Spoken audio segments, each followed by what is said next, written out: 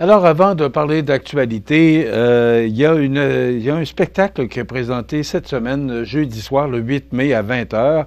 C'est à l'église Notre-Dame de Bon Secours, au 45 chemin des Pionniers, à Lilley-sur-Mer, la belle église là, qui est juste en face du cimetière de Lilley. Là, c'est tellement magnifique comme site.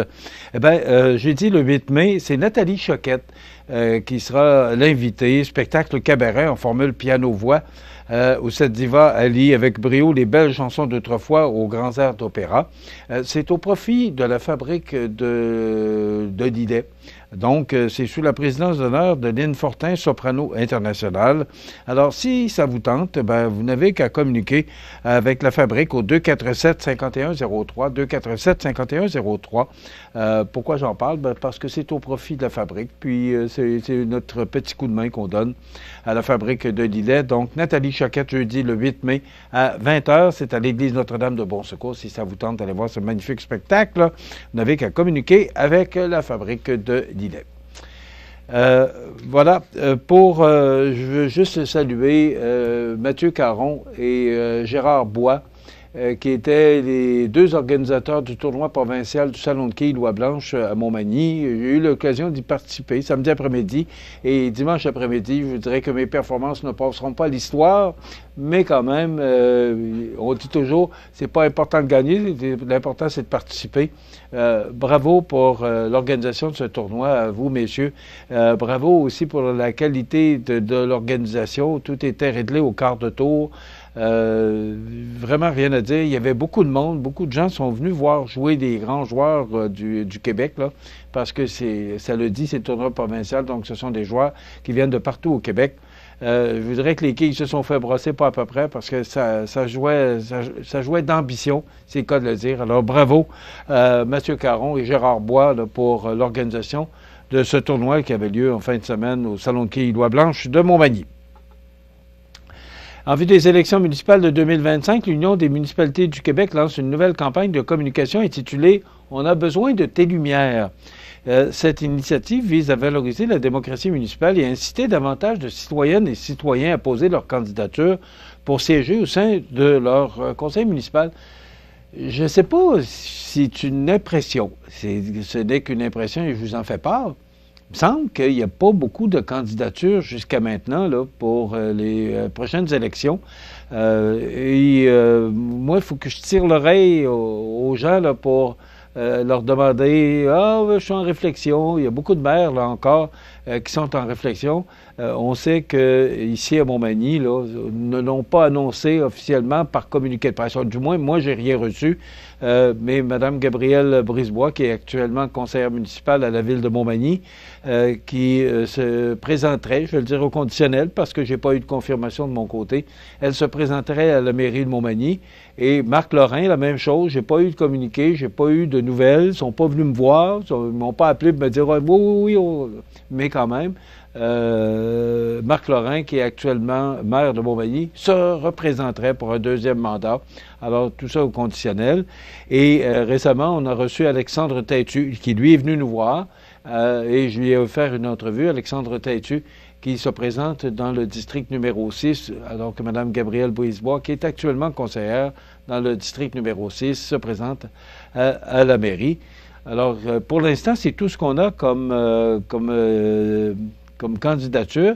Jessie Croteau, qui a écrit sur Facebook la semaine dernière, qui disait qu'il est en réflexion pour 2 postes. Alors, on ne sait pas où il est en nomination, mais je ne sais pas à quel poste. Alors, il devrait nous confirmer ça prochainement.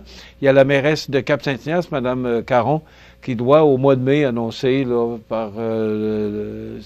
à savoir si elle revient ou si elle ne revient pas. Pour l'instant, là, il y a Frédéric Jean de Saint-François qui a annoncé que possiblement il revenait. Il y a le maire de Saint-Pamphile, Mario Leblanc, qui a annoncé en primeur sur nos zones qu'il posait sa candidature pour un 4e mandat. Mais voilà, j'ai parlé au maire Germain Pelletier de Lilley la semaine dernière, qui dit qu'il est en réflexion aussi. Alors, à un moment donné, on est rendu au mois de mai, il va falloir, à un moment donné, que les gens nous apprennent là, à savoir s'ils reviennent ou s'ils ne reviennent pas. Donc, il y aura une campagne là, faite et parrainée par l'EMQ. On a besoin de tes lumières, donc c'est pour inciter les gens à se présenter à la politique municipale. Le parc du Massif du Sud qui a connu une année 2024 exceptionnelle marquée par la croissance, l'innovation et un engagement renouvelé. C'est 71 155 visiteurs. C'est une augmentation de 13 quand même par rapport à l'année précédente.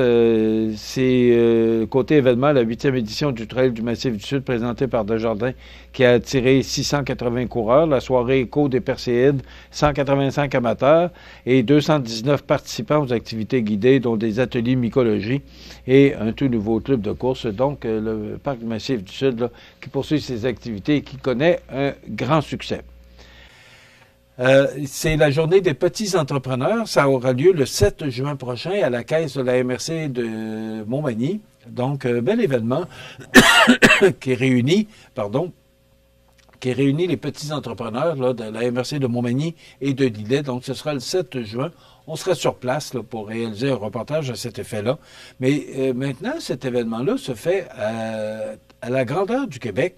On parle de 10 000 petits entrepreneurs l'an passé qui ont participé à 200 marchés organisés à travers le Québec. Je pensais, moi je le savais parce que ça fait plusieurs années qu'on organise cet événement-là à Montmagny.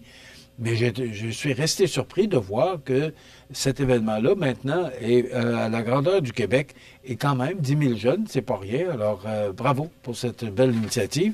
Puis, le marché aux puces de Montmagny, qui est devenu une tradition, qui aura lieu les 7 et 8 juin prochains, mais dans une formule renouvelée, c'est qu'on faisait ça à l'Arena à un moment donné. Là, je ne sais pas si les dernières années, c'était à l'Arena, mais cette année, on change et on invite les gens à faire leur marché aux puces chez eux, dans leur cours. Puis il va y avoir là, un formulaire là, qui va être émis pour donner le nom et l'adresse là, des gens qui vont participer à ce marché aux puces un peu spécial. Donc, c'est dans le cadre de la fête du voisinage qui se déroule partout au Québec. Donc, voilà, c'est du côté régional les actualités. Maintenant, sur la scène nationale, provinciale, nationale et internationale, enfin, Éric Duhem, qui présente sa candidature. Alors, ça fait quand même plusieurs années qu'il est chef du Parti conservateur du Québec. Mais là, il présente sa candidature dans Arthabasca, là, dans la région de Victoriaville. Donc, il n'est pas originaire de cet endroit-là, mais il dit qu'il aime beaucoup cet endroit-là. Et pour l'instant, là, le poste n'est pas ouvert, là, l'élection partielle, excusez-moi, j'avais un petit blanc de mémoire, l'élection partielle n'a pas été encore donnée ouverte par le premier ministre du Québec, mais ça devrait se faire d'ici l'automne. Mais il a annoncé d'ores et déjà qu'il se présenterait aussitôt que M. Legault annoncerait officiellement l'élection partielle dans ce comté. Et il y avait Paul Saint-Pierre Plamondon, qui était sur place hier aussi, qui lui aussi voudrait ravir ce comté-là. Alors, c'est une histoire à suivre, mais M. Duhem, parce que ça fait quand même plusieurs années qu'il est chef du Parti conservateur du Québec. Donc, j'aurais pensé, moi, qu'il se serait présenté bien avant pour rentrer à l'Assemblée nationale. Et là, il pourrait défendre toutes ses bonnes idées, quant à lui, là. Mais ce sera à suivre, à savoir, est-ce que les gens lui donneront la chance de rentrer par la grande porte à l'Assemblée nationale? C'est à suivre. Des coûts de rénovation qui doublent en 4 ans, c'est sous la plume de Gabriel Côté ce matin. Je vous en parle souvent, mais moi, je m'arrête à ça. On parle d'explosion de dépenses pour le papier de toilette. Vous n'êtes pas les seuls à souffrir de l'augmentation du papier de toilette dans les dernières années. Québec dépense en moyenne 1,25 million de dollars chaque mois pour du papier hygiénique, soit le triple de ce qui lui en coûtait il y a 4 ans. Des coûts de rénovation qui doublent en 4 ans. Le gouvernement prévoit que les nouveaux bureaux de la SQI, c'est la Société québécoise des infrastructures. Alors, on a décidé de mettre plusieurs bureaux dans le même. Et là, c'est un projet qui devait coûter 23 millions, qui va en coûter 46. et 21 millions de plus pour un tronçon de la 20 qui a été reporté. Alors, le chantier pour élargir l'autoroute 20 entre la route Président Kennedy et l'accès au pont Pierre-Laporte s'étire et coûtera 21 millions de plus que prévu. Vous savez, juste entre nous, là, quand on décide de faire des travaux dans notre maison ou peu importe, bon, on se fait faire des soumissions et là, on a des prix exacts, on sait ce que ça va nous coûter, puis il n'y aura pas de surprise parce qu'on vit avec les soumissions. Pourquoi au gouvernement, c'est pas comme ça?